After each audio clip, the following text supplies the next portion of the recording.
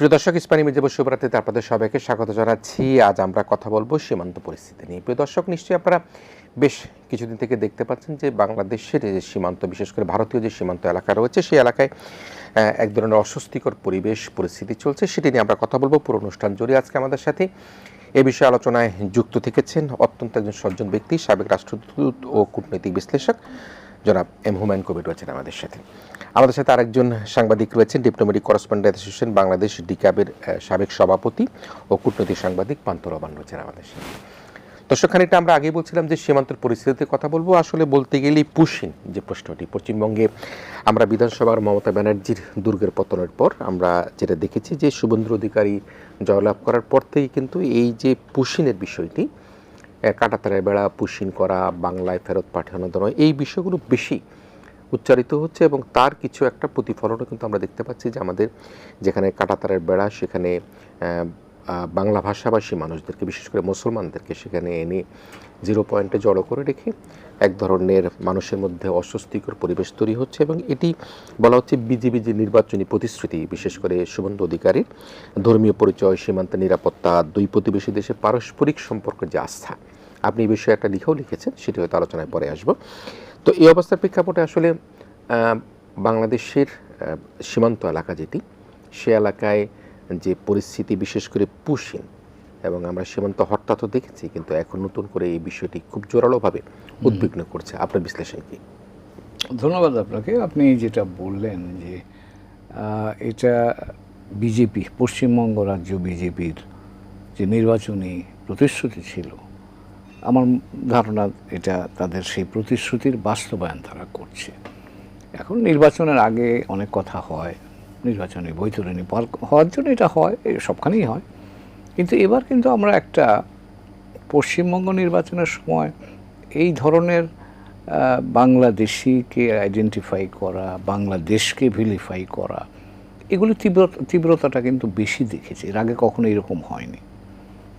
এবং আমার ধারণা যে এখন এই পশ্চিমবঙ্গের অভ্যন্তরীণ রাজনীতির একটা নেতিবাচক প্রভাব আমরা দেখতে পাচ্ছি, যেটাকে পুশিন হিসেবে আমরা দেখছি। প্রথম যে প্রভাবটা হচ্ছে সেটা হচ্ছে যে নির্বাচনের পরে বিজেপি সরকার, শুভেন্দু অধিকারী সরকার তৈরি হওয়ার পরেই একটা ভয়ের পরিবেশ তৈরি হয়েছে পশ্চিমবঙ্গে সাম্প্রদায়িক ভিত্তিতে। যারা মুসলমান তারা ভোট দেয়নি বিজেপিকে, অথবা তৃণমূল কংগ্রেস, তাদের উপর ভরসা করেই রাজনীতি করেছে, এরকম একটা ন্যারেটিভ বাজারে ছড়ানো হয়েছে।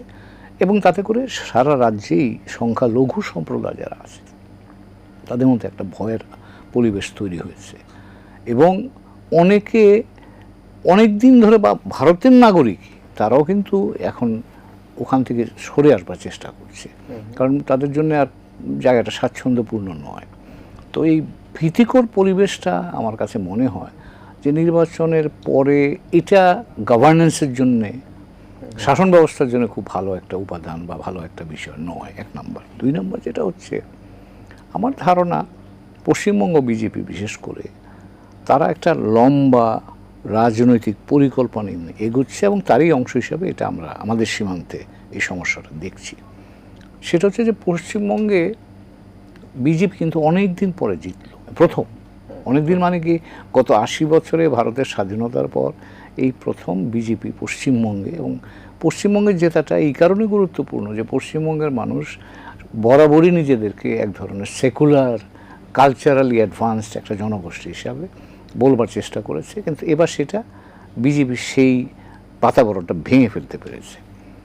এবং আমার ধারণা, এটা ব্যক্তিগত ধারণা, আমি যেহেতু ওখানে কাজ করেছি, পশ্চিমবঙ্গে এবার তারা রাজ্য সরকার গঠন করলো, তাদের পরের প্রকল্পটা হবে পঞ্চায়েত নির্বাচন। পঞ্চায়েত নির্বাচন সামনে আছে আগামী বছর বা তার পরের বছর। তারা এখন এই উত্তেজনাটা বজায় রাখবে পঞ্চায়েত নির্বাচন পর্যন্ত, তাতে করে তারা পঞ্চায়েতটাকেও এই বক্তব্যের ভিত্তিতে পঞ্চায়েত নির্বাচনে জয়ী হওয়ার জন্য চেষ্টা করবে।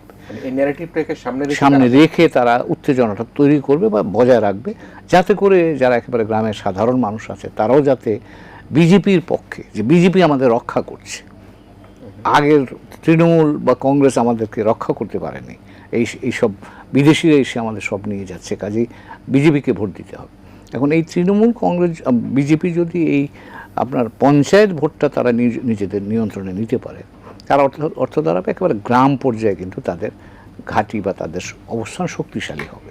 তো গ্রাম পর্যায়ে যদি শক্তিশালী হয়, রাজ্য পর্যায়ে বর্তমানে তারা সরকারে আছে, তারপরে আসবে ইলেকশনটা, আসবে লোকসভা নির্বাচন। 42টা সিট আছে ভারতের পার্লামেন্টে পশ্চিমবঙ্গের জন্য।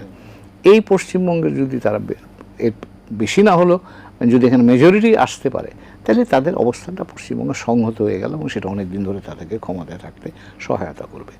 আমার ব্যক্তিগত ধারণা যে এই রাজনৈতিক ক্যালকুলেশনটা তাদের মাথায় আছে, যে কারণে নির্বাচনের পরে উত্তেজনা না কমিয়ে বরঞ্চ উত্তেজনা বাড়ানোর দিকে তারা গেছে, কারণ তারা এই উত্তেজনাটাকে কাজে লাগাতে চায় রাজনৈতিক বিবেচনায়। তো এই দুটো বিষয় আমার কাছে প্রধান, এবং এই বিষয়টা অনেকেই অনেকভাবে বলেন, বাট আমার ধারণা এই পুশিনের বিষয়টা একেবারেই রাজনীতি প্রসূত, এবং এটা রাজনৈতিকভাবে ছাড়া এটা সমাধান আর কীভাবে আসবে আমি জানি না। আপনার প্রশ্ন হয়তো থাকবে যে আমরা বিভিন্নভাবে 13টা নোট ভার্বাল দিয়েছি ভারতের কাছে, সেটা পররাষ্ট্র প্রতিমন্ত্রী মহোদয়া বললেন, কোনো কাজ তো হয়নি। আমরা বিজেপি বিএসএফ উঁচু মানে ডিজি পর্যায়ের বৈঠকও হয়ে গেল 3 দিনে, সেখানেও তো কোনো নিষ্পত্তি আমরা পাচ্ছি না। তার অর্থটাকেই দাঁড়াচ্ছে যে এটা যেহেতু রাজনীতি প্রসূত বিষয়, এটাতে রাজনৈতিক উপাদান প্রয়োজন হবে একটা সমাধান খুঁজবার জন্য। একটা ছোট্ট বিষয় আসি, আপনি যখন ওখানে কাজ করেছেন বাংলাদেশের পক্ষ থেকে, তখনকার পরিস্থিতি আর এখনকার পরিস্থিতির মধ্যে আসলে কোনো তফাৎ আপনি খুঁজে পান? কি ধরনের তফাৎ আপনার কাছে মনে হয়? আমি ধরুন 1991 সালে কথা বলছি, তখনও একবার 91 সালের 11 সেপ্টেম্বর আমার মনে আছে, মুম্বাই থেকে প্রায় 112 জন লোককে ধরে নিয়ে এসে বাংলাদেশে বিএসএফ ঢুকিয়ে দিল। আচ্ছা, কিন্তু ভারতীয় পার্লামেন্টে তখন এটার প্রতিবাদ হয়েছে। পশ্চিমবঙ্গে বিভিন্ন পত্র পত্রিকায় বুদ্ধিজীবী মহলে ব্যাপক পরিবর্তন, ব্যাপক মানে প্রোটেস্ট বা তারা প্রতিবাদ করেছে। তাদের বক্তব্য ছিল যে আইনি বেআইনি বিষয় না তো মানুষ, এদেরকে এইভাবে একটা মানুষকে ধরে এনে এখানে জোর করে ঠেলে দেওয়া, এটা কেমন ধরনের কথা। খুব তীব্র প্রতিবাদ হয়েছিল, এবং তারপরেও কিন্তু আর ভারত সরকার এরপরে আর এই ধরনের কোনো উদ্যোগ নেয়নি। এখন এটা প্রতিবাদ কিন্তু আমরা দেখছি না, বরঞ্চ আপনি লক্ষ্য করবেন গত কয়েকদিনে সীমান্ত এলাকায় বিজেপি এবং বিএসএফ এক ধরনের উত্তেজনায় আছে, ওরা ঢোকাতে চাচ্ছে, আমাদের বিজেপি শক্তভাবে প্রতিরোধ করছে। দুই পক্ষে সাম্প্রতিককালে কিন্তু জনগণ, ওই অঞ্চলের জনগণও যোগ দিচ্ছে, এবং গতকাল না পরশু দেখলাম যে জামালপুর সীমান্তে ঢিল মারামারি হয়েছে দুই পক্ষের মধ্যে, জনগণ, দুই দেশের জনগণ। এখন এটা কিন্তু বিপজ্জনক, তার কারণ সীমান্ত এলাকায় দুই বাহিনী আছে, তাদের একটা কোড অফ কন্ডাক্ট আছে, তারা জানে কখন কি করতে হয়, পরস্পরকে বোঝে, কারণ ওরা তো নিজেদের মধ্যে যোগাযোগ সবসময় থাকে, ইন্টারাকশন হয়। কিন্তু যে পাবলিক যারা কি এখন সীমান্ত এলাকায় হইচইটা করছে, এই পাবলিক কিন্তু যে কোনো সময় এই ধরনের সংঘাতে জড়িয়ে পড়তে পারে, যেটা কিন্তু রিস্কি হবে। আপনার মনে থাকবে গত বছর কি তার আগের বছর চাঁপাইনবাবগঞ্জে ভারতীয়রা আমাদের সীমান্তের কাছাকাছি বেড়া দিতে যাচ্ছিল, তখন কিন্তু দুই দেশের জনগণ এইরকম উত্তেজনা তৈরি করেছিল। কাজে এটা কিন্তু দুই দেশের জন্যই আমি মনে করি যে সতর্ক হওয়ার বিষয়, কারণ সীমান্তে যদি একটা প্রাণহানি ঘটে, সেটা কিন্তু বড় ধরনের একটা নতুন ধরনের একটা এখানে মানে যেভাবে উত্তেজনা একটা প্রাণহানির ঘটনা কিন্তু আরো বহু প্রাণহানির দিকে, সেটাই বলছি যে এটা তখন একটা নতুন ডাইমেনশন তৈরি করবে। কাজেই এখনই দুই দেশের দিক থেকে এটা আমি বুঝি, ভারতের রাজনৈতিক বাতাবরণে এটা গ্রহণযোগ্য যে বলছে ভারতের পররাষ্ট্র মন্ত্রণালয়ের মুখপাত্র, যে ভারতীয় যাদের আমরা মনে করি না তাদেরকে দেশ থেকে সরাবো, এটা তো আমাদের অভ্যন্তরীণ একটা নীতিগত অবস্থা, তো সেটা তাদের হতে পারে। কিন্তু যে পদ্ধতিতে কাজটা হচ্ছে, সেই পদ্ধতিটা আমার কাছে ঠিক মনে হয় না, কারণ এই দুই দেশের মধ্যে ভারতীয়রাও যদি বাংলাদেশে এসে অবৈধভাবে থাকে, অথবা বাংলাদেশে গিয়ে যদি ওখানে থাকে, এই দুই দেশের অবৈধ মানুষগুলোকে ব্যবস্থাপনার জন্য কিন্তু আইন আছে, আমাদের কূটনৈতিক কাঠামো আছে। আমরা কাউকে যদি বিদেশি মনে করি, তাহলে তাকে যদি আমরা সাসপেক্ট করি যে সে ভারতীয়, তাহলে আমরা ভারতীয় কর্তৃপক্ষকে জানাই, মিশনে জানাই, তারা তাদের সরকারকে জানায়, ওখানে তারা চেক করে তাদের আইডেন্টিটি বা তাদের ঠিকানা পরিচয় নির্ধারিত করে তারপর তারা আমাদের জানালে তখন এটা ট্রান্সফারটা করা হয়। এখন কিন্তু দেখবেন এই পশ্চিমবঙ্গ থেকে যে পুশিনটা আমরা দেখছি, এটা কিন্তু এই কূটনৈতিক কাঠামোর বাইরে হচ্ছে জিনিসটা। তো কাজেই এই কূটনৈতিক কাঠামোর বাইরে গিয়ে এই ধরনের উত্তেজনাকর অবস্থা, এটা আমার মনে হয় দুই দেশের কারোর জন্যই মঙ্গলজনক নয়। আমার এমনিতেই তো একটা মানবিক সংকট তৈরি হচ্ছে। এই সীমান্তের নো ম্যানস ল্যান্ডে বসে আছে মানুষ, দিন রাত ধরে ওখানে আছে, না পড়ে, এটা তো এমনিতেই মানবিক সংকট আমরা দেখছি, এবং সেই সংকটটা তাদের দিক থেকে তৈরি করা। তো সেটা আমি বাদই দিলাম। তারপর তো দুই দেশের মধ্যে কূটনৈতিক উত্তেজনা হচ্ছে না এখন। আমরা 13টা নোট ভারবাল পাঠিয়েছি। নোট ভারবালে তো আর খুব খুশি হয়ে পাঠাইনি, আমরা জিনিসটা ভালোভাবে দেখছি না, সেটাই তো বলেছি, এবং তারা যেটা বন্ধ করে তার জন্যই বলা হয়েছে, কিন্তু তাতে তো কাজ হচ্ছে না। তো কাজে আমি মনে করব যে এটা রাজনৈতিক পর্যায়ে, নীতিগত পর্যায় থেকে বিষয়টার প্রতি মনোযোগী হওয়া দরকার। তা না হলে একটা দুর্ঘটনা ঘটলে সম্পর্কে আবার মেঘটা আরেকটু গভীরতর হবে। জি, মিস্টার পান্থ রহমান, কূটনৈতিক সাংবাদিকতা করতে গিয়ে কিন্তু এই যে ভারত বাংলাদেশের যে সীমান্তের যে চ্যালেঞ্জগুলো, সেই চ্যালেঞ্জগুলো কিন্তু বহুবার রিপোর্ট করেছেন। আমরা ফেরানি হত্যাকাণ্ডের থেকে আরম্ভ করে অনেক হত্যাকাণ্ডের কথাই আমরা দেখেছি, এবং সেখানে বলা হতো সীমান্তে অনৈতিক বা গরু বা অন্যান্য বিষয়গুলোর সঙ্গে চোরাচালানের সঙ্গে ইনভলভ, সে কারণের জন্য হয়তো হত্যাকাণ্ডের কথা বলা হচ্ছে। কিন্তু এখন যে উত্তেজনাটি, সেটি ভারতের পক্ষ থেকে বলা হচ্ছে এনারা বিদেশি, তারা ভারতীয় নয়। বাংলাদেশেও যদি এখন কোনো কারণে কোনো বিদেশিকে পাওয়া যায়, যেমন আমরা অনেক সময় দেখি ইউথিওপিয়ান বা অন্যরা কিন্তু বাংলাদেশে প্রচুর এখন ঘোরাফেরা করছে, আমরাও কিন্তু তাদেরকে আইনের আশ্রয় প্রথমে নেই, আইনের আশ্রয় নেবার পরে তাদের সংশ্লিষ্ট দূতাবাসকে জানায়, যেটা হুমায়ুন কবির স্যার বললেন। তার পরবর্তীতে একটা কূটনৈতিকভাবে সেই এমবেসি সেখানে গিয়ে তাদের কাছে যায়, তারা হয়তো ট্রাভেল পাস দিবে বা যে কোনো প্রক্রিয়া তারা দেশে চলে আসবে।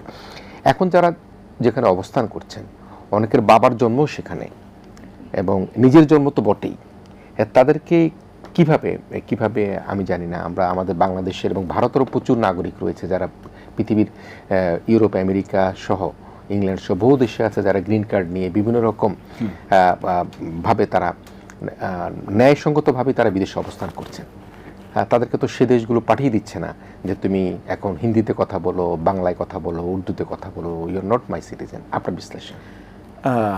আমি একটু পেছন থেকে আপনার এই প্রশ্নে আসছি, তার আগে হুমায়ুন কবির ভাই যে কথাটি বলছিলেন যে উনি ডিপ্লোম্যাট, উনি ওনার মতো করে যে কথাটি বলেছেন সেই বিষয়গুলো আমরা মনে করি এটা হলো বাই দ্য বুক, যে এটা নিয়ম, এটা হওয়া উচিত। কীরকম?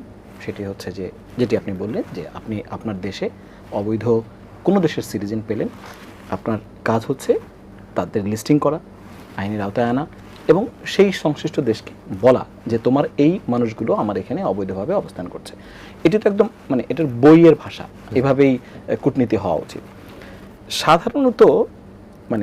সাধারণত সম্ভবত কখনোই বাংলাদেশ ভারতের যে এত লম্বা বর্ডার, এই বর্ডারে এইরকম ঘটনা দ্বিতীয়বারের মতো ঘটছে, যদি আমি ভুল না করি।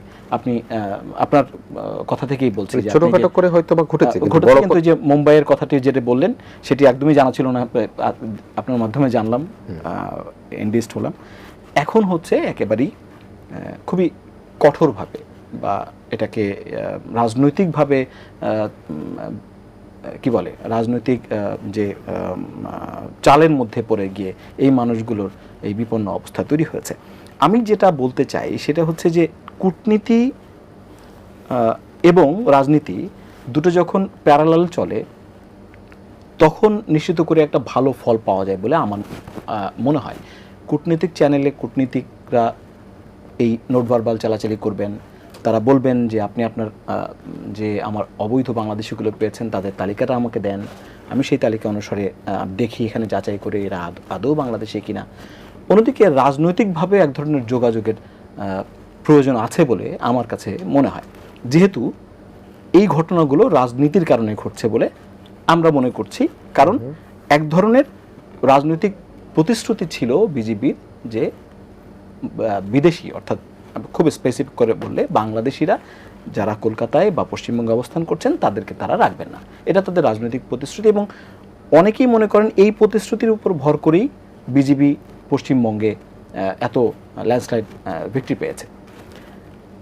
তাহলে আমাদের রাজনীতিবিদদেরও কি রাজনৈতিকভাবে তাদের সাথে যোগাযোগের প্রয়োজন আছে কিনা বা দরকার আছে কিনা? সেকেন্ড টিয়ারের কথা বলছি। একটা টিয়ার হচ্ছে কূটনৈতিক টিয়ার, যেটার মাধ্যমে আমরা অফিসিয়ালি যোগাযোগ করব, আর হচ্ছে রাজনৈতিক যোগাযোগ, সেইটি কতটা কাজে আসতে পারে আমি জানি না, আমি জানতে চাইব সাবেক কূটনীতিকের কাছে। এর বাইরে আপনি যে উদাহরণ টানলেন ফেলানি থেকে শুরু করে, আমরা অনেক উদাহরণ টানতে পারবো। ব্যক্তি পর্যায়ের উদাহরণের চেয়ে আমি সংখ্যাতত্ত্বে যদি যাই, এই বছরও 2026 সালেও সর্বশেষ হিসাব দেখছিলাম, মে মাস পর্যন্ত 8 জন সীমান্তে মারা গেছেন। একজন মারা যাওয়াটাও খুবই অনভিপ্রেত, খুবই মানে এটা একদমই অপ্রয়োজনীয় মনে হয়। একটা সময় কিন্তু নন লিথাল অস্ত্র ব্যবহার করার নিয়ে আলোচনা হচ্ছিল এবং আমরা প্রায় এগ্রিড ছিলাম যে আমি জানি না অফিসিয়ালি এগ্রিড ছিলাম কিনা, বাট আমরা কিন্তু ভার্বালি এগ্রিড ছিলাম যে আমরা নন লিথাল ওয়েপন ব্যবহার করব শুধুমাত্র তাদেরকে আটকানোর জন্য। কিন্তু সেটা কিন্তু বাস্তবায়ন আমরা দেখি নাই। বাস্তবায়ন না দেখার কারণে মানুষ এখনও মারা যাচ্ছে। বলা হচ্ছে যে স্মাগলিংয়ের কারণে যেসব মানুষ স্মাগলিং করে তারাই আসলে মারা যাচ্ছে, কিন্তু আমরা কিন্তু সাধারণ মানুষও মারা যেতে দেখছি ইয়ার মধ্যে। এই সংকটের মধ্যে ইদানিং ঢুকেছে হচ্ছে এই পুশিনের বিষয়টি, যে বিষয়টি রাজনৈতিক, খুবই অতি রাজনৈতিক, এবং আমরা বক্তৃতায় এই রাজনীতির একটা বড় দৃশ্য দেখি যে এটি একটা বক্তৃতার পর্যায়ে বক্তৃতা রাজনীতিতে পরিণত হয়েছে। কলকাতায় বেশ কয়েকটি বক্তৃতা আমি শুনলাম, আমি নাম অনেক রাজনীতিবিদের জানি না, কিন্তু আমি যদি একদম সরাসরি মুখ্যমন্ত্রীর বক্তৃতার থেকেই বলি, উনি বলছেন যে 4800 বাংলাদেশি, একদম কোট আনকোট 4800 বাংলাদেশি তাদেরকে পুশিন করা হয়েছে বাংলাদেশের বিভিন্ন সীমান্ত দিয়ে। বাংলাদেশে 700টি বর্ডার পয়েন্ট আছে, বর্ডার কি বলে, যেখানে বিজিবি দেখভাল করে, 700টি পয়েন্ট, বিওপি বলে বোধহয় এটিকে। সেই তাদের যে তথ্য, সেই তথ্য কিন্তু কথা বলে না। আরেকটি কারণে বলে না, দিল্লি থেকে একটা স্টেটমেন্ট দেওয়া হয়েছিল যে বাংলাদেশি অবৈধভাবে ভারতে অবস্থান করছে, তাদের সংখ্যা অনুসারে 3100 বা 3200 টোটাল ভারতে। কিন্তু শুভেন্দু অধিকারী তিনি বলছেন যে 4800কে এরই মধ্যে ফেরত পাঠানো হয়েছে। এই সংখ্যাতাত্ত্বিক যে কি বলে ব্যত্যয়, এটাও কিন্তু আমরা দেখছি যে তার মানে ধরে নিচ্ছি, আমি কথাটা এই কারণেই বললাম যে ধরে নিচ্ছি যে তিনি তার সাফল্যের কথাটা বলতে চাইছেন, যেহেতু জয়লাভের পরে তার সাফল্যের কথাটা তিনি বলতে চাইছেন যে বাংলাদেশি 4800 প্রায় 5000 বাংলাদেশে পুশব্যাক করা হয়েছে, অর্থাৎ বাংলাদেশে ফেরত পাঠানো হয়েছে। 250 জন এখনও জিরো লাইনে অবস্থান করছেন এবং অমানবিকভাবে অবস্থান করছেন, সে কথাটি বললেন। সেই বিষয়টির বাইরে গিয়ে যদি আমি বলি, 4800 যদি পুশব্যাক করে থাকেন, সেটা তো নিয়মতান্ত্রিকভাবে হয় নাই। প্রশ্ন তো এইটা আসলে, 4800 পুশব্যাক যদি করে থাকেন তারা নিয়মতান্ত্রিকভাবে করেন, এইটি তো ভালো প্র্যাকটিস না। দুই সীমান্তে সাধারণ মানুষ যখন ইনভলভ হয়ে যাচ্ছে, ঝগড়া বিবাদ ঢেলাঢেলি, এবং মানে আস্তে আস্তে এটা বাড়বে, তো তাহলে কি দুই দেশের সম্পর্ক, যেটা আমরা চেষ্টা করছি যে স্বাভাবিক হয়ে আসার, কত ভালো হবে সেটা পরের বিষয়, স্বাভাবিক করে ফেলার যে চেষ্টাটি করছি, সেটা কি ব্যাঘাত ঘটবে না সেই জায়গাটায়? তো আমার মনে হয় যে রাজনীতিবিদদেরও বোধ, আমাদের এই পাশে এবং ও পাশে, আমরা এখনও তেমন হয়তো শক্ত কথা বলিনি ওইভাবে, বাট ওই পাশ থেকে যে রাজনীতি বক্তব্যগুলো আসছে, যে বক্তব্যগুলো আমাদের এ পাশের মানুষকে মানে তাদের সেন্টিমেন্টে আঘাত করছে, এবং যে কারণে কিন্তু সাধারণ মানুষকে তো কোনো দল বা গোষ্ঠী মিলে ওখানে গিয়ে হাজির করে নাই বা মিছিল স্লোগান দিতে বলে নাই, তারা তো নিজেরা স্বেচ্ছায় গিয়ে স্বতঃস্ফূর্তভাবে গিয়ে করছে। তার মানে কিছু না কিছু তাদেরকে এইটা করতে উৎসাহিত করছে। আমি মনে করি রাজনৈতিক বক্তব্যগুলো আরো বেশি সহনশীল হওয়া উচিত। মানে কাদের রাজনৈতিক বক্তব্য? নিশ্চয়ই পশ্চিমবঙ্গের রাজনীতিকদের বক্তব্যের কথা বলছি। মুখ্যমন্ত্রী তাও, যেহেতু তিনি মুখ্যমন্ত্রী, তিনি নিশ্চিত করেই একটা শব্দ ব্যবহারে তার অনেক শব্দটা সে ভালোভাবে ব্যবহার করছে, যেটাকে বলি ভালো শব্দ ব্যবহার করে সে কথাগুলো বলছে, বাট কিছু কিছু রাজনীতিবিদ কিন্তু সেই জেস্টারটুকু দেখাচ্ছেন না, অনেক বাজেভাবে বক্তব্য দিচ্ছেন, এবং সেই বক্তব্য শব্দের উচ্চারণ ভালো, মানে শব্দ চয়ন ভালো, কিন্তু কথাগুলি কঠিন, নাকি? কথাগুলো খুবই কঠিন, এবং যেটা আরেকটি দেশের মানুষের যেটাকে বলি আঁতে লাগে, সেই আঁতে লাগার বিষয়, তখনই কিন্তু মানুষ উত্তেজিত হয়ে যাচ্ছে এবং বর্ডারগুলোতে যাচ্ছে। তো রাজনৈতিক বক্তব্যগুলো আপনাদের অভ্যন্তরীণ রাজনীতি বা আমাদের অভ্যন্তরীণ রাজনীতির মধ্যে থাকা ভালো, যেহেতু আমরা দুদেশ চেষ্টা করছি দুদেশের মধ্যে একটা ভালো সম্পর্ক তৈরি করার। অনেক দিনের একটা একদম জট লেগে আছে, অনেক কিছু আটকে আছে, অনেক কিছু চলছে না, এগুলো সবই আমরা জানি, পুরনো গল্প। এই ভালো সম্পর্ক তৈরি করার এই মুহূর্তে আমার মনে হয় যে রাজনৈতিক বক্তব্যগুলো আর একটু পরিশীলিত হওয়া ভালো। আমি একটা বিরতিতে জায়গায় ছোট্ট করে একটা বিষয় আছে যে চোরাচালানের কথা যেটি বলা হয়, আমরা বিশেষ করে গরুর কথাই মূলত বেশি আসে। তো গরুগুলো তো সীমান্ত পর্যন্ত ভারতের অনেক জায়গা ক্রস করে তারা গরু আসে, তাহলে সীমান্তে গরু আসার পরে কেন যারা গরুর সাথে আনার সাথে যুক্ত তারা হত্যা শিকার হয়? গরু আসে কিভাবে ওখান থেকে? 3 মাইল 4 মাইল 5 মাইল 7 মাইল তো গরুকে হাঁটিয়ে নিয়ে আসতে হয় নাকি? এখন সেটা কমেছে বলে যে আমি কিছু ঘুরে আসলাম দিনাজপুর এবং ওই সব অঞ্চল, সেটা কমেছে, আমাদের চাহিদা কমে গেছে। হ্যাঁ, না আমাদের এখন চাহিদা না, আমরা নিজেরা এটাকে প্রতিস্থাপন করতে পেরেছি। যে চাহিদা আছে সেখানে আমরা এখন আমাদের গবাদি পশুর সংখ্যা বেড়ে গেছে, যে কারণে আর ওই ভারতের গরুর উপর আর চাহিদা বলতে বুঝিয়েছি যে আমরা নিজেরা স্বাবলম্বী হচ্ছি। হ্যাঁ, সেটা বাট এরপরেও ধরেন একটা কথা মানতে হবে, 4000 কিলোমিটারের সীমান্ত এবং সবটা তার কাটা তার বেড়া দেওয়া যায় না। আর সীমান্ত দুই দিকেই আমার নিজের দেখা যেটুকু বলছি, সেটা ভারতের দিকে বলেন বাংলাদেশের দিকে, দুই দিকে সীমান্তগুলো হচ্ছে সবচেয়ে দুর্বল অর্থনৈতিকভাবে জায়গা। অ্যাক্রস দ্য বর্ডার আপনি যদি যান, আমার কিছু কিছু জায়গায় যাবার সৌভাগ্য হয়েছিল বা দুর্ভাগ্য হয়েছিল, এই জায়গাগুলোতে কিন্তু মানুষের কোনো কর্মসংস্থানের ব্যবস্থা নাই। আচ্ছা, কোনো অর্থনৈতিক কর্মকাণ্ড নেই, একমাত্র কৃষিকাজ আছে, কৃষিকাজের বাইরে আর কিছুই নাই। তো মানুষগুলো করেটা কি সারাটা বছর? তো এই যে দুই দিকে কিন্তু এটা আমি বলছি, ভারত বাংলাদেশ দুই দিকে সীমান্তের দুই পারে একই অবস্থা। আমি মনে করি এটা বলেছেও দুই এক জায়গাতে, কিন্তু এতে কাজ হয় না।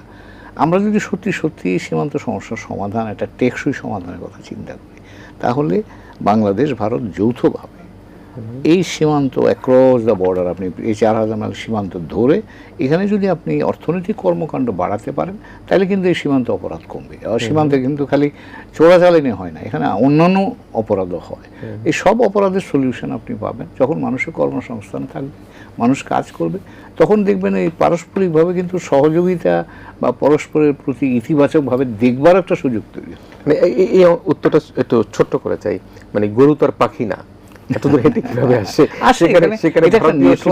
জি, আপনি এই আন্তদেশীয় আপনি যে কোনো মানে অপরাধ বলেন, সেটা মাদক বলেন, সেটা চোরাচালান বলেন, দুই দেশেই একটা নেটওয়ার্ক আছে এবং তারা আরেকটা ওয়ার্ল্ড চালায়, আন্ডার ওয়ার্ল্ড যেটাকে আমরা বলি, এটা আছে এবং সেখানে তাদের একটা জগৎ আছে এবং এখানে নানান রকম, আপনি সীমান্তে গেলে নানান অভিযোগও শোনা যায়। তো কাজে এটা একটা আলাদা জগৎ, এখানে ওইটা ঢাকার জগৎ না, ওইটা ওই অঞ্চলের জগৎ। ওখানে আবার আরেকটা কাঠামো আছে, ওখানে লেনদেন আছে, ওখানে অ্যাক্টার্সরা আছে, সবার সম্মিলিতভাবেই হয়। ওখানে কিন্তু ওরা ওইভাবে দেখে না, এটা অপরাধ হিসেবে দেখে না, এটা কাজ, ব্যবসা বাণিজ্য চলছে আনুষ্ঠানিকভাবে। বাংলাদেশিরা না, নিশ্চয়ই ভারত ওই একই অবস্থা। আমি তো বললাম যেটাকে তারা মনে করে জীবন জীবিকা। তো কাজে আমি করছি, আমি এটা অসুবিধা কি আছে? অনেক জায়গায় দেখা যায় দোকান আছে কিন্তু বেচা বিক্রি নেই, দোকানটাই হচ্ছে তার হয়তো বা এই ব্যবসা বাণিজ্যের, ওই ব্যবসা বাণিজ্যের একটা বড়। সীমান্ত এলাকায় গেলে আপনি পাবেন, আমি নাম বললাম না, আপনি ওষুধের দোকান আছে, ওষুধের দোকান আমি জিজ্ঞেস করছি তাদের যে ভাই আপনার এখানে বেচা বিক্রি কেমন হয়? তো খুব বেশি মনে হলো না যে খুব আকর্ষণীয় অবস্থা। পরে যেটা শুনলাম যে এখান থেকে লোকজন নিয়ে যায়, অন্য জায়গায় যায় এগুলো। তো এটাও একটা ব্যবসার অংশ হিসেবে যায় এবং এই জন্য বললাম যেটা দুই দেশেরই নেটওয়ার্ক আছে। বাংলাদেশ মিয়ানমার সীমান্ত একই জিনিস পাবেন আপনি।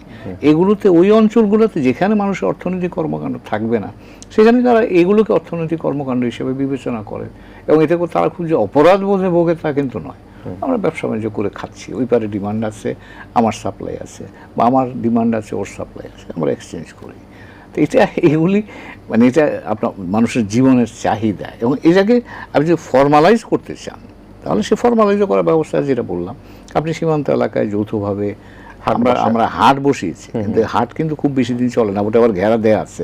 আপনি মানুষের দুই দিকের মানুষের কর্মসংস্থান হয়, এরকম যৌথ উদ্যোগ নিলে আপনার সীমান্তের চেহারা বদলে যাবে বলে এটা আমার নিজের অভিজ্ঞতা থেকে বলছি। কিন্তু এই কাজ কোন সরকার ওইদিকেও আগ্রহ দেখি না, এইদিকেও আগ্রহ দেখি। বেড়া লাগাও, কাঁটাতারে বেড়া দাও, আটকাও মানুষকে। আপনি মানুষকে আটকাতে পারবেন কতক্ষণ? দর্শক, আমরা সীমান্ত পরিস্থিতি নিয়ে কথা বলতে গিয়ে পুশিন নিয়ে কথা বলছিলাম। অতিথি হিসেবে রয়েছেন সাবেক রাষ্ট্রদূত, কূটনৈতিক বিশ্লেষক জনাব এম হুমায়ুন কবির, রয়েছেন ডিপ্লোম্যাট করেসপন্ডেন্ট অ্যাসোসিয়েশন ডিক্যাবের সাবেক সভাপতি পান্থ রহমান। আমরা একই আলোচনা নিয়ে ইস্পানি মির্জাপুর শুভরাত্রিতে একটা বিরতির পর কিছুক্ষণের মধ্যে ফিরে আসছি।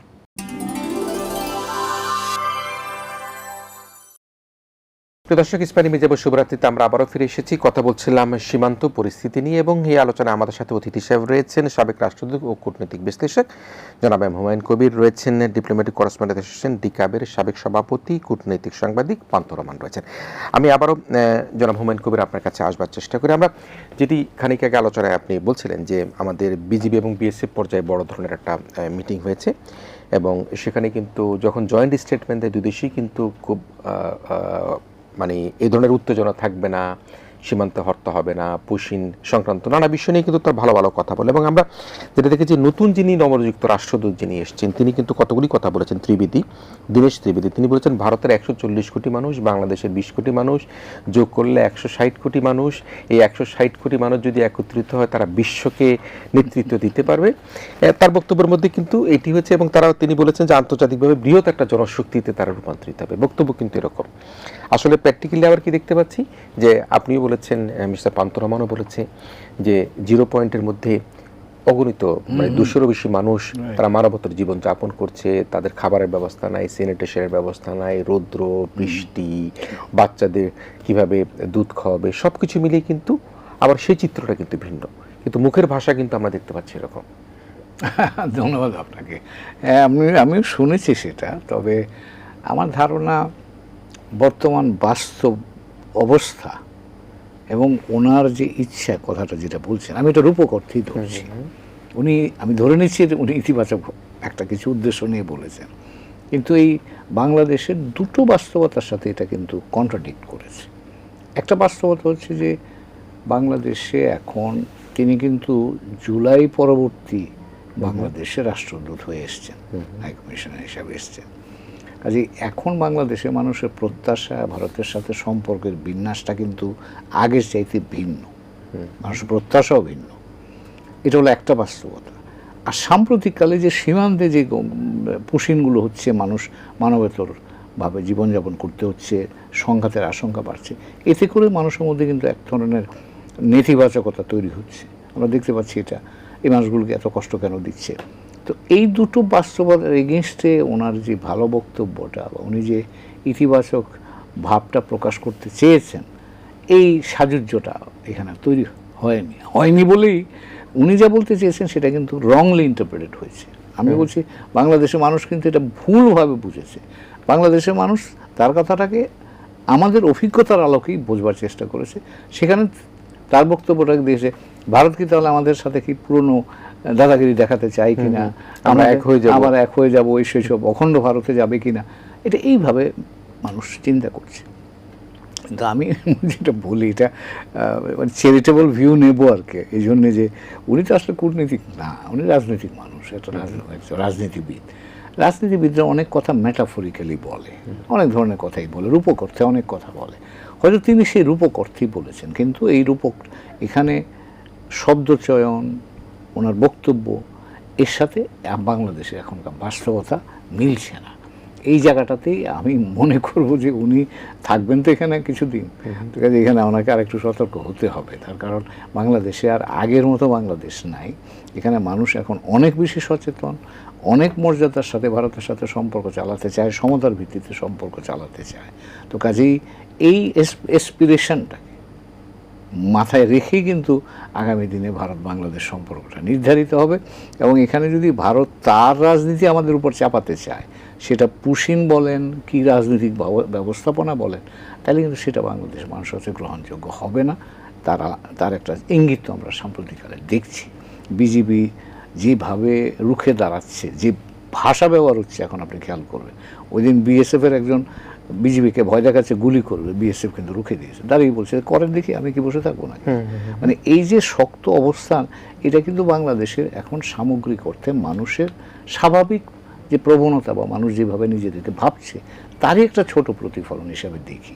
এবং যারাই এখন নীতিগত পর্যায়ে ভারত বাংলাদেশ সম্পর্ক চালাতে চাইবেন তাদেরকে এই কথাটা মনে রাখতে হবে। তার অর্থ এই কি ভারতের সাথে আমরা মারামারি করবো, লাগালাগি করবো, সেটা না। সম্পর্ক বা প্রতিবেশী হিসাবে থাকবে, কিন্তু সেটা মর্যাদা এবং সমতার ভিত্তিতে হতে হবে এবং উভয়ের জন্য উপাদেয় হতে হবে। এটা একপাক্ষিক হলে কিন্তু মানুষ আর গ্রহণ করবে না। তো এই বিষয়গুলো আমি এই যে নতুন রাষ্ট্রদূত মহোদয় যে এসছেন, হাইকমিশনার মহোদয়, তাকে নিয়ে যে গত কদিন ধরে বেশ আলোচনা হচ্ছে, অনেকে আমাকে ফোন করে নানান কথা জিজ্ঞেস করছেন। আমি যেহেতু একই ধরনের দায়িত্ব পালন করেছি, আমি একটু চ্যারিটেবল ভিউ নেই। আমার ধারণা দর্শক বন্ধুরা আমাকে ক্ষমা করবেন এটার জন্য। আমি তাকে বলবো যে তিনি আসলে হয়তো সদিচ্ছার কথাটাই বলতে চেয়েছেন, যে ভাষা ব্যবহার করেছেন যে প্রেক্ষাপটের সাথে সেটা সাযুজ্যপূর্ণ হয়নি বলে একটা বিভ্রান্তি তৈরি হয়েছে। সেটা পসিবলি অ্যাভয়েডেবল হতে পারতো যদি আমার মানে পেশাগত কূটনীতিক হলে হয়তো সেটা সাবধানে বলতেন যে এখন বাংলাদেশে ঢুকছি আমি এইখানে। অনেকে আমাকে এটাও প্রশ্ন করেছে যে তিনি হেঁটে আসছেন মানে কি তিনি এই সব মানুষজনকে দেখতে বা এটা মানে এরকম একটা কিছু দুইটাকে একসাথ করা। আমি না না না, এটা কোনো আর যে অঞ্চলে মানুষকে ঠেলে দেওয়া হচ্ছে ওটা তো বেনাপোলে হচ্ছে না, এটা তো হচ্ছে দূরে বিভিন্ন জায়গাতে। তো হাইকমিশনার মহোদয় এখান দিয়ে 10 বার হাঁটলেও তো তাদেরকে দেখতে পাবেন না। কাজে এটার সাথে কোনটা সম্পর্ক নাই, আলাদা আলাদা বিষয়। কিন্তু এটা মানুষ এখন আমাদের দৃষ্টিভঙ্গি থেকে দেখছে, সেই কারণেই এত আলোচনা হচ্ছে। আমি আশা করি যে স্বাভাবিক কূটনৈতিক ব্যবস্থাপনাটা বা স্বাভাবিক কূটনৈতিক প্রক্রিয়া যদি চলে, তারা যদি বাংলাদেশের এই পরিবর্তিত বাস্তবতাটাকে গ্রহণ করে যে বাংলাদেশ আগের মতো নাই। কিন্তু এর অর্থ আমি তো ফিল্ডে কাজ করি, ওখানে আমি লক্ষ্য করি মানুষ কিন্তু অনেক যুক্তিবাদী। আমাদের দেশে মানুষ কিন্তু অনেক এখন বাস্তববাদী হয়েছে। তারা বলে আমাদেরকে যে দেখেন ভারতের সাথে আমরা ঝগড়া করার দরকার তো নেই, কিন্তু ভারত আমাকে সম্মানটা দিক। আমি একটা স্বাধীন রাষ্ট্র, আমার একটা স্বাধীন প্রত্যাশা আছে, আমি একটা জনগোষ্ঠী যারা ভালোভাবে থাকতে চাই এবং সেটা ভারতের সাথে সহযোগিতা রেখে থাকতে চাই। মানুষ এই কথাগুলো কিন্তু আমি মাঠ পর্যায়ে শুনি। মানুষ কিন্তু আত্মমর্যাদাটার ব্যাপারে মানুষ খুব সচেতন। মিস্টার মাহমুদুর রহমান, একটা কথা আমি তুলে রেখেছি, পরিবর্তিত পরিস্থিতি বাংলাদেশের, যেটা তো পরিবর্তিত পরিস্থিতিতে একটা সরকারের এখানে পতন হয়েছে এবং সেটা আমরা জুলাই আগস্ট বিপ্লবের সময় সেটা দেখেছি। সেই সরকারের বড় নেতা নেত্রীরা কিন্তু সেখানে ভারতে অবস্থান করছে এবং বাংলাদেশে কিন্তু একটা রাজনৈতিক পট পরিবর্তন হয়েছে। এখন ভারতের চোখে এই ধরনের পরিবর্তিত পরিস্থিতি কি তারা গ্রহণ করতে পারছে কি পারছে না, এটিও কি একটা প্রশ্ন কিনা? বা তারা ওই যারা এই দেশ থেকে চলে গিয়ে এখন সেখানে আশ্রয় গ্রহণ করছে তাদেরকেও আবার এখানে নতুনভাবে তাদের রাজনীতি করবার সুযোগ করে দেবার একটা চাপ তৈরি কিনা? আবার ইতিমধ্যে আমরা দেখেছি যে মাননীয় প্রধানমন্ত্রী মালয়েশিয়ার পরপর আবার চীনে যাবার একটা এই মাসের শেষ সপ্তাহে তার একটা পরিকল্পনার অংশ হিসেবে রয়েছে। তো সেটিও ভারতের জন্য একটা অস্বস্তিকর কিনা, আপনি কীভাবে দেখছেন? এই বিষয়টি নিয়ে আমরা গত কয়েকদিন ধরে, যেহেতু এখনও আমি রিপোর্টিং করার চেষ্টা করছি যে ভারত কিভাবে দেখছে, আদৌ দেখছে কিনা। এটা তো আমাদের ন্যারেটিভ এখনো পর্যন্ত যে এটা ভারত কিভাবে দেখবে। ভারত বা ভারত সরকার, ভারতের পররাষ্ট্র মন্ত্রণালয় বা ওখান থেকে কোনো ধরনের বার্তা এমন আসে নাই যে অমুক জায়গায় গেলে আমার সাথে সম্পর্ক খারাপ হবে। আবার হবে না যে এটারও কোনো পরিষ্কার বার্তা আমাদের কাছে নাই।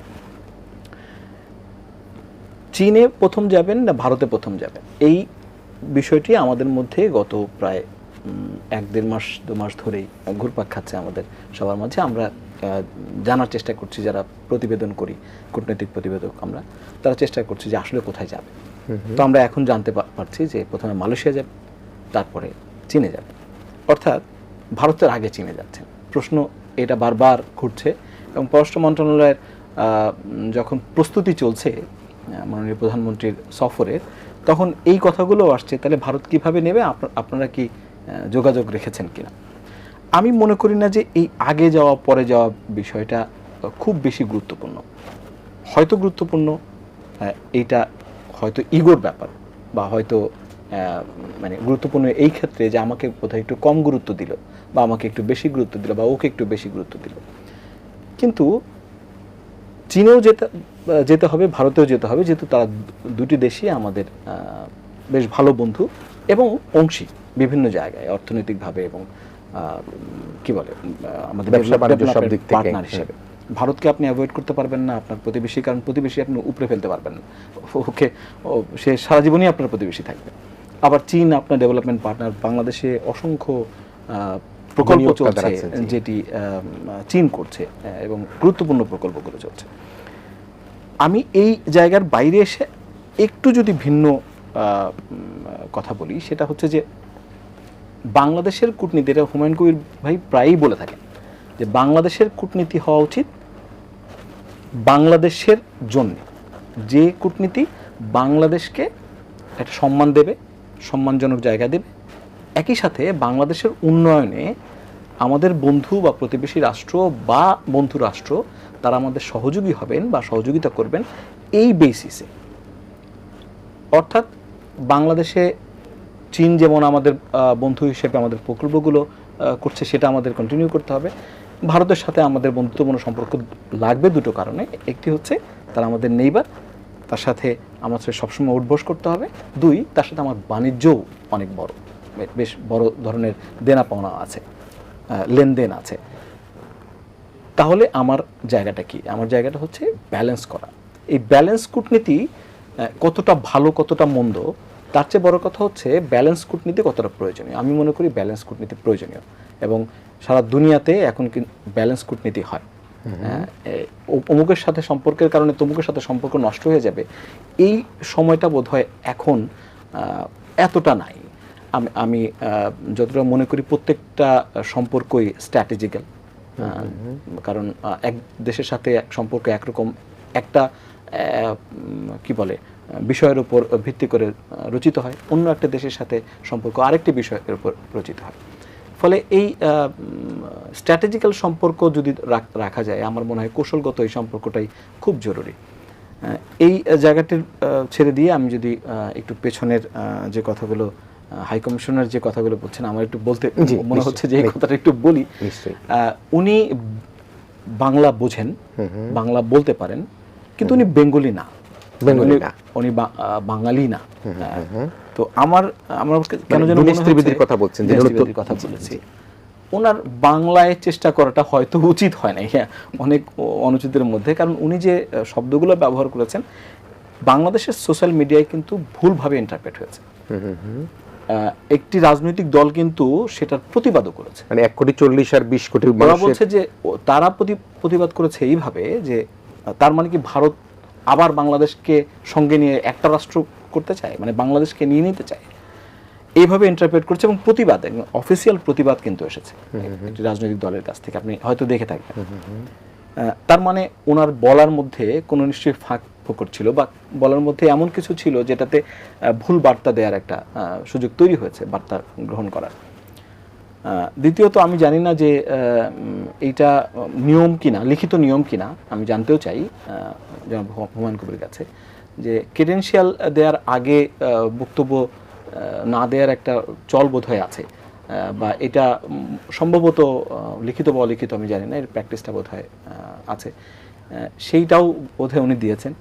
যদিও বন্ধুরাষ্ট্রের উনি রাজনীতিবিদ, রাজনীতির ফ্যাটার্নিটি থেকে এসেছেন, যে কারণে হয়তো উনি বলে ফেলেছেন, বা আমরাও জিজ্ঞেস করেছি, আমাদের সাংবাদিকরাও জিজ্ঞেস করেছেন, উনি বলে ফেলেছেন। সব কিছু মিলিয়ে ওনার বার্তার মধ্যে যে বিষয়টি ছিল সেটি হয়তো ইতিবাচক, বা হয়তো ইতিবাচক হিসেবেই দেখার সুযোগ আছে, কিন্তু ওই ফাঁকফোকরের জায়গা দিয়ে যে তথ্যগুলো বেরিয়েছে, এই যে 140 কোটি 20 কোটি এবং যে একটা দ্বন্দ্বের মধ্যে পড়ে গেছে মানুষ, তাতে কিন্তু এক ধরনের বিতর্কও তৈরি হয়েছে। এই একদম শুরুতেই, ওনার আসার শুরুতেই বিতর্কটা তৈরি হওয়াটা সম্ভবত ওনার জন্য একটা চ্যালেঞ্জ তৈরি হয়েছে এরই মধ্যে, এই 4-5 দিনের মধ্যে। আশা করছি উনি এটা রিয়েলাইজ করবেন, উনি একটু দেখছেন এবং উনি রিয়েলাইজ করবেন, এবং উনি নিশ্চয়ই এটার ব্যাখ্যা উনি দেবেন।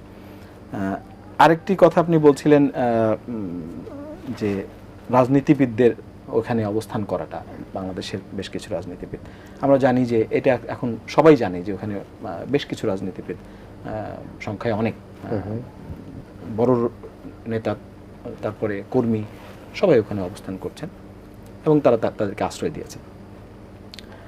কিন্তু এই রাজনৈতিক বাক্যালাপের মধ্যে কিন্তু তাদের এখানে রেস্টোর করার বা তাদেরকে এখানে বাংলাদেশে রেস্টোর করার কোনো আওয়াজ কিন্তু আমরা শুনি না এখনো, অফিসিয়ালি বা আনঅফিসিয়ালি কোনো পত্রপত্রিকাও কিন্তু দেখি না যে তাদেরকে এখানে রেস্টোর করতে হবে এরকম কোনো কথাবার্তা তারা বলেছেন।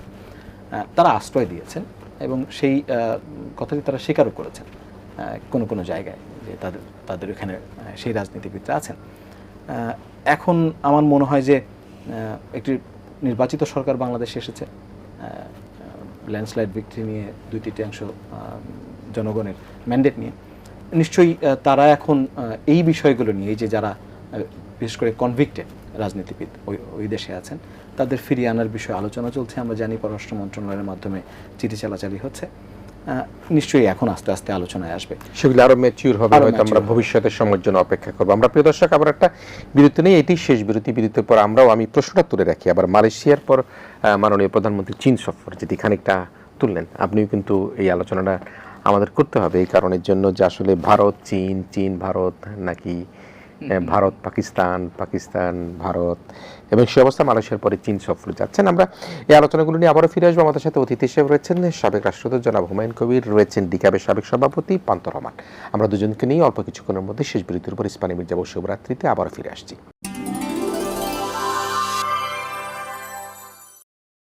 আমরা সীমান্ত পরিস্থিতি নিয়ে ইস্পানি মির্জা শুভরাত্রিতে কথা বলছি। অতিথি হিসেবে রয়েছেন সাবেক রাষ্ট্রদূত জনাব হুমায়ুন কবির, ডিক্যাবের সাবেক সভাপতি সাংবাদিক পান্থ রহমান।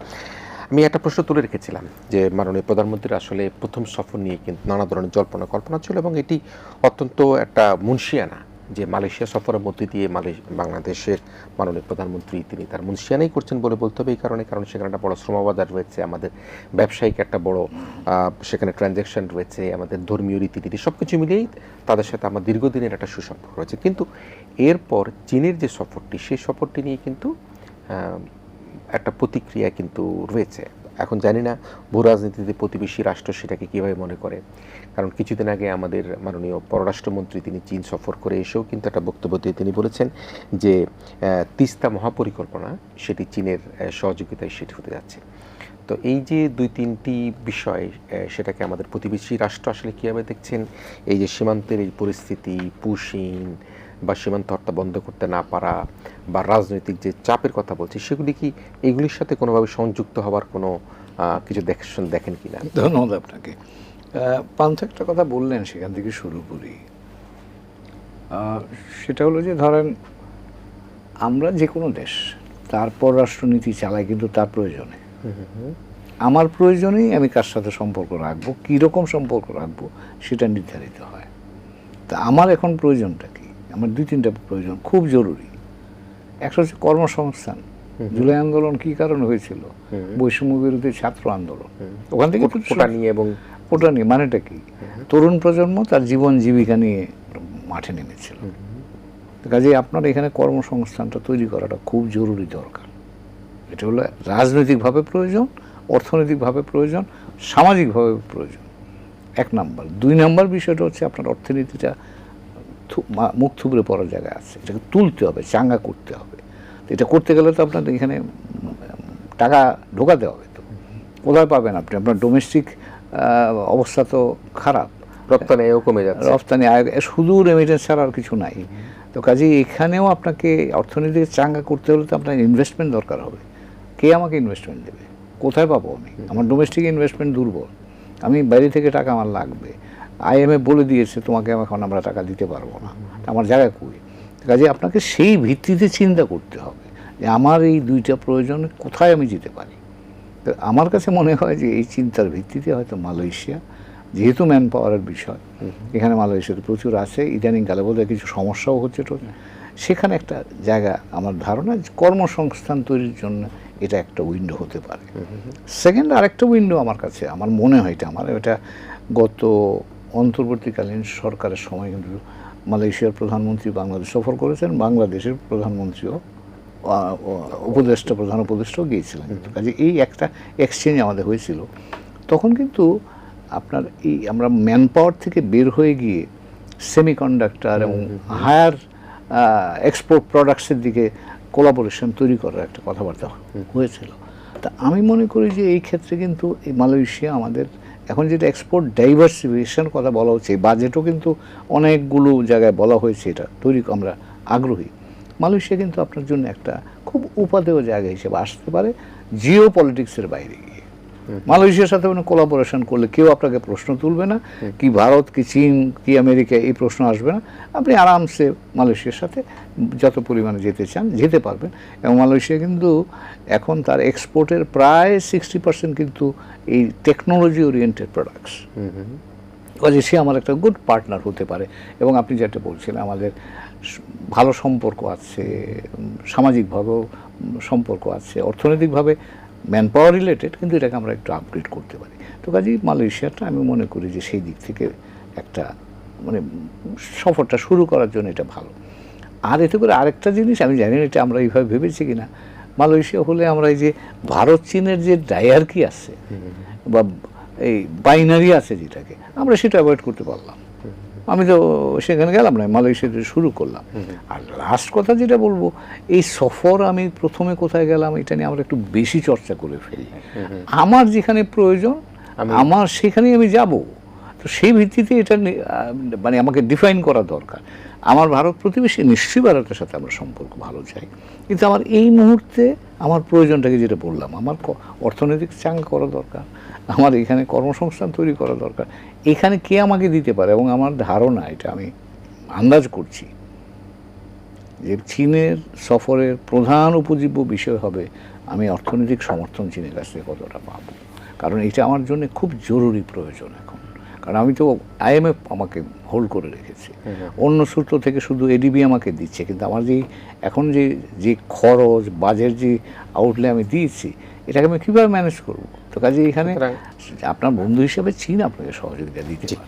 জি মিস্টার প্রান্ত রহমান, আমরা শেষের আলোচনা একেবারে 1-1.5 মিনিটের মধ্যে শেষ করতে চাই, যেটি একটা ভঙ্গুর অর্থনীতির মধ্যে আমরা আছি। আমরা দেখেছি যে আর্থিক খাত থেকে আরম্ভ করে আমাদের প্রত্যেকটি প্রতিষ্ঠানে, বিশেষ করে আর্থিক প্রতিষ্ঠানে একেবারেই ধ্বংসের দ্বার প্রান্তে ছিল, এবং সেই অবস্থায় আমাদের বিদেশি বিনিয়োগ কমে গিয়েছে, অভ্যন্তরীণ বিনিয়োগ কমে গিয়েছে, ব্যাংকগুলোর মধ্যেও এখন আপনি চেক দিয়ে টাকা তুলতে পারছেন না।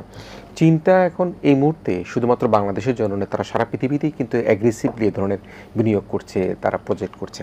চীন সফরটাকে ইতিবাচক হিসাবেই হয়তো বা দেখা হচ্ছে। আপনি কীভাবে বিশ্লেষণ করবেন? একদমই ইতিবাচকভাবেই দেখছি। আবারও সাবেক রাষ্ট্রদূতের হুমায়ুন কবির সাহেবের কাছ থেকে নিচ্ছি, চীন সফরটাকে সত্যিকার অর্থেই বাংলাদেশের অর্থনীতিকে রিবিল করার সফর হিসেবে আমি দেখতে চাই।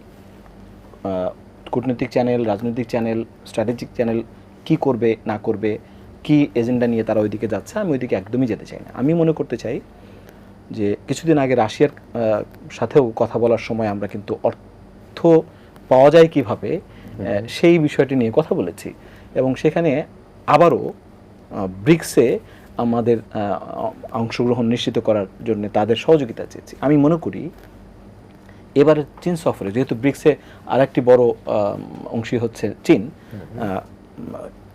সেখানে চীনের মাধ্যমেও হয়তো ব্রিক্স ব্যাংক, আমরা জানি যে সেখানে একটি কি বলে আর্থিক প্রতিষ্ঠান রয়েছে, সেখানেও আমার ধারণা যে সেখান থেকেও সহায়তা চাওয়ার একটা কি বলে চিন্তা তাদের করতে পারেন বা তাদের করা উচিত। এবং যে প্রকল্পগুলো চীনের বাংলাদেশে চলছে, এর বাইরেও চীন আমাদেরকে আর কীভাবে সহযোগিতা করতে পারে অর্থনৈতিকভাবে, সেই বিষয়টি আলোচনা হবে বলে আমি মনে করি। সব কিছু দিয়ে ওই যে ভারত না চীন, চীন না ভারত, এই আলোচনায় না গিয়ে আমার ধারণা, আমার ব্যক্তিগত মত সেটি হচ্ছে যে চীনের সাথে যখন সফরে আমি যাচ্ছি, তখন আমি আমার মানুষের জন্য, দেশের জন্য সর্বোচ্চটুকু যেন আনতে পারি, আমার কূটনীতিকদের সেই চেষ্টাটাই করা উচিত। আবার যখন আমি পরে ভারতে যাব, তখন ভারতের সাথে আমার সম্পর্ক কতটা ইতিবাচক করতে পারছি, অর্থনৈতিকভাবে শক্তিশালী করতে পারছি, বাংলাদেশের মানুষের জন্য কিছু আনতে পারছি, সেই বিষয়টা নিয়ে অমীমাংসিত বিষয়গুলো কিভাবে আমরা শেষ করতে পারছি সেই বিষয়ে আলোচনা করা উচিত। মনে হয় কিছু যোগ করতে চান? আমি যেটা বলছি, পার্থ যেটা বললেন, আমিও যেটা মনে করি যে চীনের সাথে যোগাযোগটা আমাদের বা প্রয়োজনটা অর্থনৈতিক মূলত। কিন্তু এখানে আরেকটা জিনিস মনে রাখা দরকার, কিন্তু চীন বলেন, মার্কিন যুক্তরাষ্ট্র বলেন, যেই আমার এখানে বিনিয়োগ করবে, যে আমাকে আর্থিকভাবে সমর্থন দেবে, সে কিন্তু এখানে তার টাকাটা রিটার্ন পাবে সেই ব্যবস্থাটা আছে কিনা সেটা যাচাই বাছাই করে দেবে। সে জায়গায় আমারও কিছু দায়িত্ব আছে, আমি সেই সংস্কারগুলো করে আমি যাতে আরেকজনের আস্থা অর্জন করতে পারি, যেই আস্থার ভিত্তিতে সেখানে বিনিয়োগ করবে, সেই জায়গাটা তৈরি করাও কিন্তু আমাদের দায়িত্ব বলে আমি মনে করি। শুধু অর্থ আনলেই নয়, সেটা ফেরত অর্থ পাবেনও না, পাওয়া যাবে না যদি আমরা সেই সংস্কারগুলি না করি, যেটা আইএমএফ যেটা আমাদেরকে স্থগিত করে রেখেছে। এটা এখানে কিন্তু শিক্ষণীয় জিনিস আমাদের জন্য অনেক কিছু আছে, আমাদের অনেক চিন্তার দরকার আমি মনে করছি। 2 দিন আগে আমরা ইনভেস্টমেন্ট সামিট দেখেছি বাংলাদেশে, ওইখানেও ওই একই কথা, কেতাবি কথা আমরা বলেছি যে আমরা এখানে এখন আমাদের বিনিয়োগের জন্য যথেষ্ট সুন্দর পরিবেশ আছে, আমরা ওয়ান স্টপ সার্ভিস তোমাদেরকে দিব।